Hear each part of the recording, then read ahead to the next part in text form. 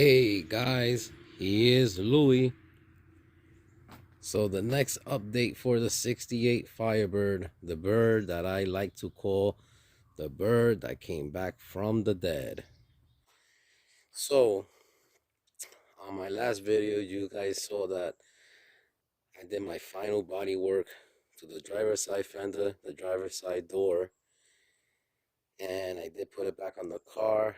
So I am left to do the hood, sand this down, the passenger side fender, and the passenger side door. Needs final body work, then primer, okay, to be put back on the car. This hood is in real good shape because I already went through it. This hood was originally used on my 69 Firebird 350 flat hood, because that's what was my 69 originally, a 350 car with AC. I changed it to a 400 car using an original 400 hood, which she has on now. That's my 69. So I always saved this hood, and I said, well, if I ever get another car, I will use it. And here goes the car, so I'm using it. Okay, the only thing I need to do to this car is, of course, sand this paint down, because the car is not going to be red.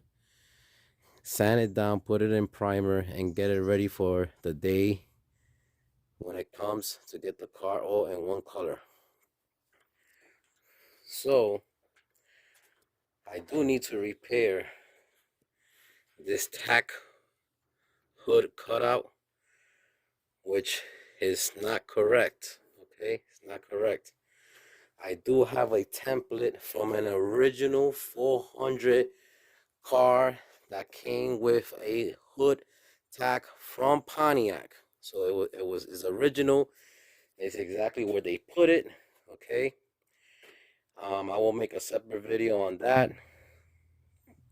I'm gonna go ahead and patch up this hood on that hole that it has, but I will make a separate video on that, exactly where it goes original. Okay, my 69 Firebird does have the hole in the right place for the hood tack, but I never made a video of that, and some people did ask me about that, so I'm gonna make a video when the day comes. Now, the reason for this update is because,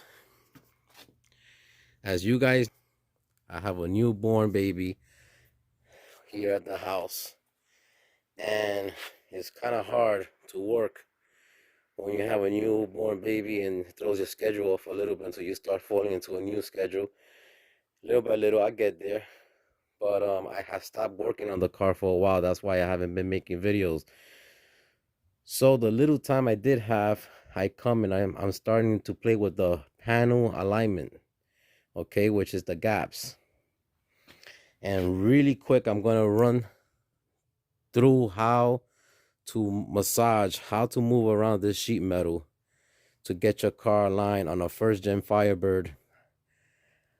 These are the cars I've been doing for years, so I'm just sticking with this. This is what I do to get the car alignments, the gaps good. Okay, so starting with the bumper, the front bumper, you want to start by removing the chrome bumper off the car, and then you get over here, you have two bolts going into the subframe down here, one in the front, one in the back. You want to loosen it, not super loose, but loosen it good enough that when you're moving the bumper up and down, okay, that the bumper reinforcement, because remember, you're taking this off, the reinforcement, which is behind here, you're able to make your adjustments. Now, if you see, I have this really close, and I like the gaps. It's really close, okay, going across. Another good trick is using tape on the tape line, on the body lines, using tape. And as you can see, there's a black line right here and one right here, and the point is here. So I have to move this over very little, but I still have to move this over and she'll be dead on.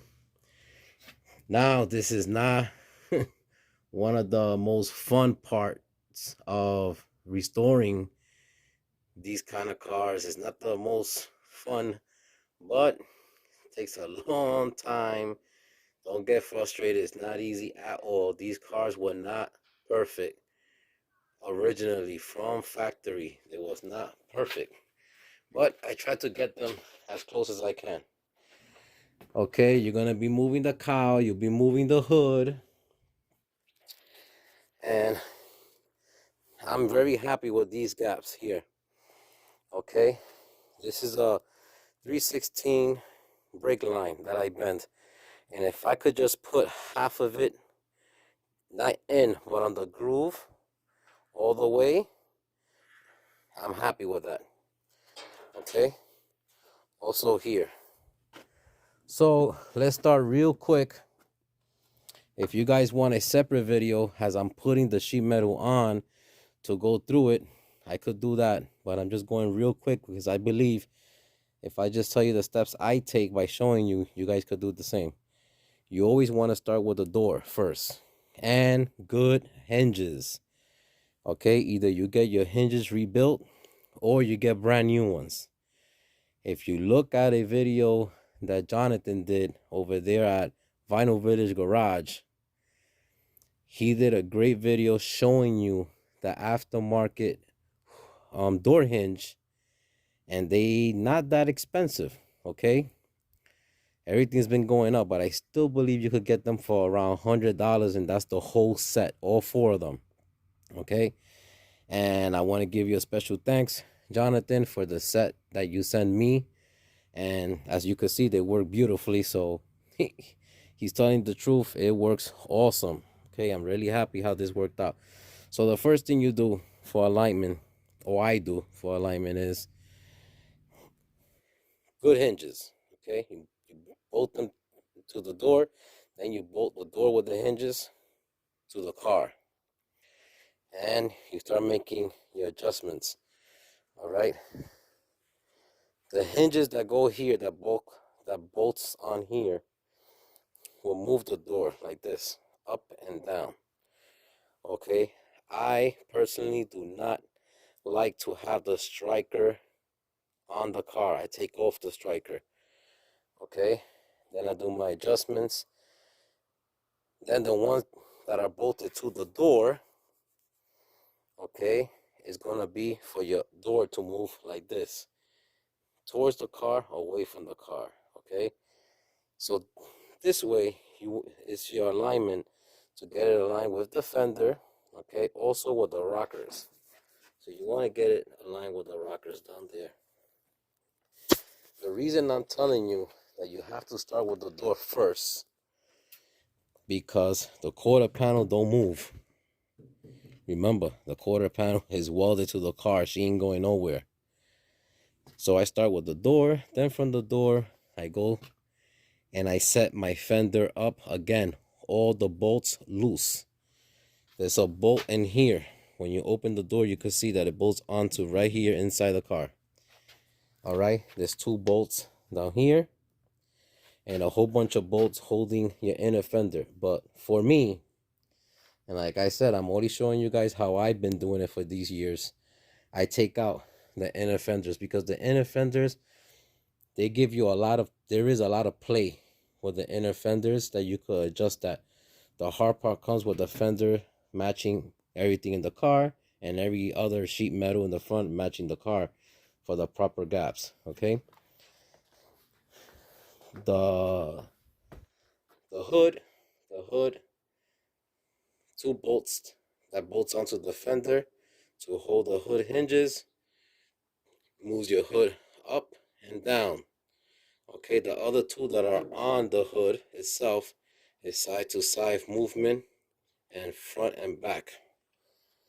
Okay, so now let me open this.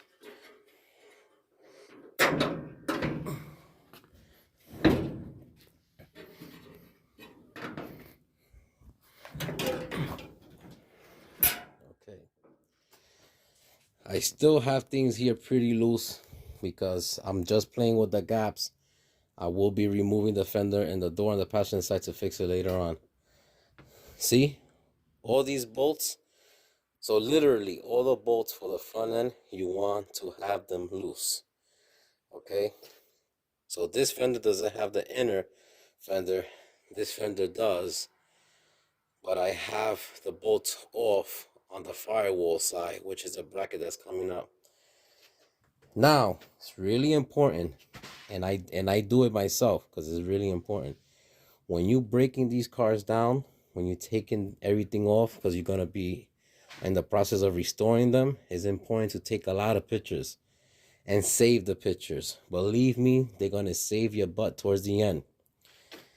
I see time and time again when I go to car shows, and I'm only picking on first gen Firebirds because it happens to be the car that I restored the most. Anything out of this, I restored a Cadillac, a 1970 Cadillac convertible car. And I'm about to go do a GTO now that belongs to my friend Dan. Anything else from this been Firebirds first gen.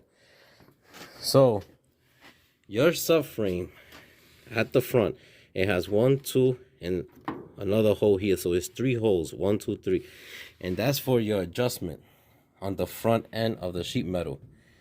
If you get that wrong, the whole front is going to be out of whack. I know for a fact is the last hole going towards the front on this car where the radiator support gets bolted down to. Okay, and just a reminder for you guys, this hole right here, all right, is to put a J nut clip here and one here. Well, they give you more metal on the aftermarket part, so you actually have to cut this a little bit to be able to put the J nuts in. If you have your original one, take the measurements off an original one. I happen to have an original one put away, so I took the measurements, and they give you a whole lot more metal on the aftermarket. This is an aftermarket. Okay, so you also want to have this really loose. Okay, this subframe bolt, you want to have it really loose, which this is the bushing to the radiator support. I have it backwards. I know the head of the bolt goes through this end, but I just have this for right now. And the reason I'm telling you to have the radiator support loose is because there's movement. You could go back a little, you could go forward a little, and you could go side to side, and it will help you to get this aligned right. I know a man some years ago, he paid about, I don't know, 15 grand to get his car done. That, once again, this was some years ago, and when they brought it back to him, it was all out of whack.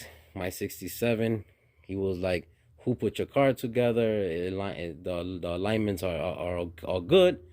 I would like to know, because this car got out of whack. Anyway, I told him it was me, and he was blown away, and I guided him through it, and little by little we was able to move it, and I did it exactly how I'm showing you. Okay, and by loosening those 2 bolts by the front of the subframe, this is the bracket that holds the front bumper support here. Okay, and this will move down and up, so you just want to leave it snug that you're able to move it with your hands while fighting, especially when you're by yourself, if you don't have a buddy helping you out. That's the way I do it. Everything here loose, you're able to move it. These are the bolts I was talking about that gives you the hood for moving side to side, back and forward. Okay, these bolts over here to the fender is the one that lets your hood, the hinge, goes back a little or forward a little, which help you with your height of the, especially like the edge of the hood here. Okay, a worn spring will make your life miserable, so try to get a good spring on there, if not new. This bolt here on the fender, the one closest to the firewall here on the fender, is what's gonna help you push that fender back to give you that door gap if it's too wide. So you have to know exactly what shim to use until you're there, And when you tighten the bolt, the shim will hold the bolt back and it doesn't let it keep going back, because the more that bolt could be tightened down, the more that fender will move to hit the door. Okay, once again, that's what it takes to get these cars straightened out. And like I said, I ain't gonna lie to you guys, it's not easy. It's a lot of work.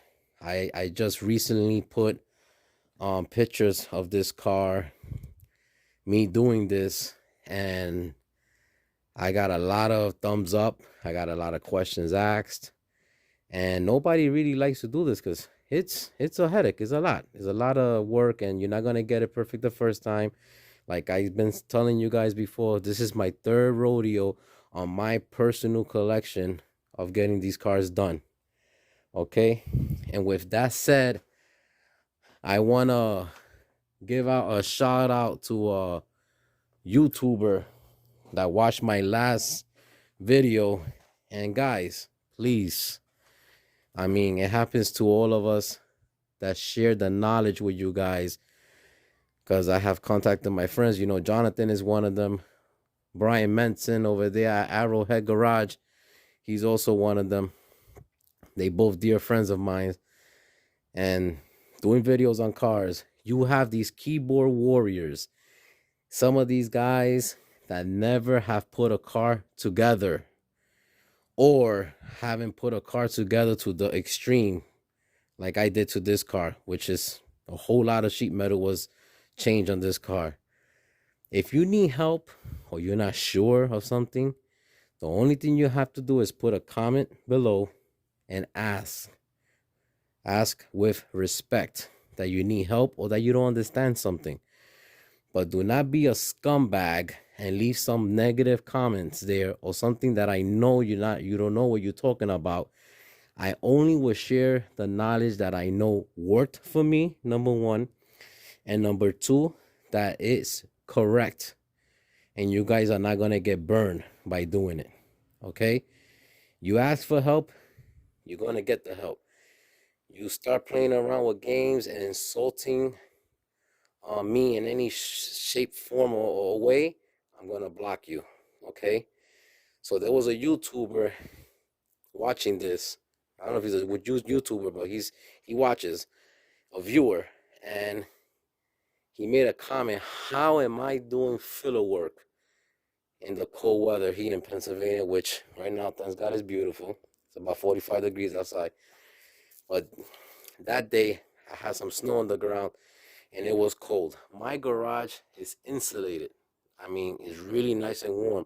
Upstairs is my house. So I'm here in the basement, upstairs is my house. This garage do not go below freezing. Okay, I could have a bottle of water here all year round. It will never freeze. Never. Okay, I have paint, shot primer in the cold. I have done filler in the cold. This is 3 years I have this house. My third year, okay? And the trick of using filler in the cold weather is you have to add a little bit more hardener. Okay, and when those are mixed together, it will work the same as if it was summer outside, and you could use it, and it's not gonna crack on you. It's not gonna do this if it's not used. You have to use it, of course, the proper way, not filling a big hole. Okay, but the question is, can you use body filler in the cold weather? Of course you can. It's just the hardener ratio is a little higher. You have to use more. Now, if it's the summertime and it's really hot outside, you need to use a little less hardener, enough to mix the filler and make it work. But the more you put in, just to know, the faster it's gonna get hard on you. Okay, so if that's the question you had and you wasn't too sure about, that's the only thing you needed to ask. Not be a wise guy and telling me that, that's why I don't show my work and this, that, and the other. Okay, because I have shown my work plenty of times, and I have helped people around the world, okay, with this kind of work. So anyway, with that being said, I'm going to be moving on to the car now that have a little free time. And today I will take off this fender, the door, to do the final body work and have it in primer and put it back on the car with the hood, and that will be my final alignment before paint. I do plan to paint the car separate, you know, like with the fenders off, the doors off, and just paint the car without the doors and without the fenders and without the hood, which is a lot of work, but that's the proper way. Okay, and I also want to share with you guys this throwless shear, okay, that I bought at Harbor's Freight. Now, I would never ever talk bad about Harbor's Freight tools, because I'll be honest with you, a lot of things there are good and some things are bad, just like anything else. I have bought expensive tools that I'm not happy with, and I have bought tools that don't break the bank and I'm really happy with. So this is 18 gauge steel, which I know I've been saying over and over again. That's what I use to restore these first gen Firebirds, is 18 gauge steel. Because when you measure those cars on an original panel, they are 18. Okay. And let me see if I can set you guys here on the tripod and demonstrate how nice this thing cuts. All right, so this is 18 gauge steel. Okay, and you basically could bolt it on your bench, or like me, I don't know if you guys can see that.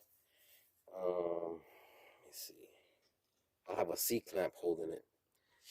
Okay, but really simple. When you buy this, it comes all together. The only thing you need to bolt on with one bolt is the handle. Okay, so you put it inside and you pull. It got a really long, nice size handle. Okay, and look, like butter. It literally cuts like butter. I've been cutting things just to shape. As you can see, I was going around with this right here, just from here to here, and I'm really happy how it looks.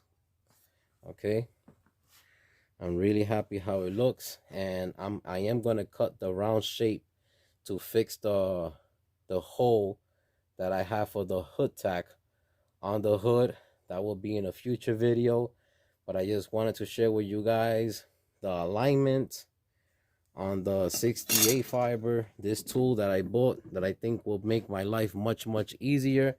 And for those that's wondering how much, I bought this New Year's Day. I had a coupon. Everything came out to like $135 out the door.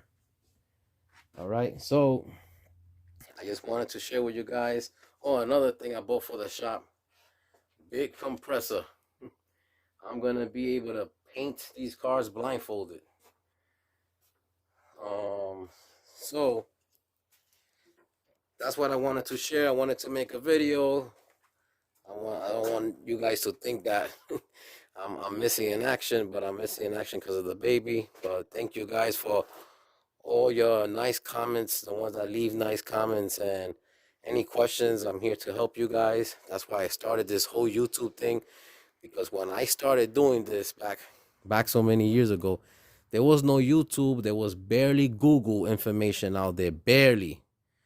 I had to read books and go to the original manuals on these cars to learn, and also through a lot of trial and error. Okay, there's no shame in my game saying that I have messed up in the past, and that's how I got good in fixing these cars. And also I bought the most rustiest car I could find if I could get real good in sheet metal. And I think that's how I got better and better. Yeah, so little by little, we getting there. All right, guys. Bye-bye.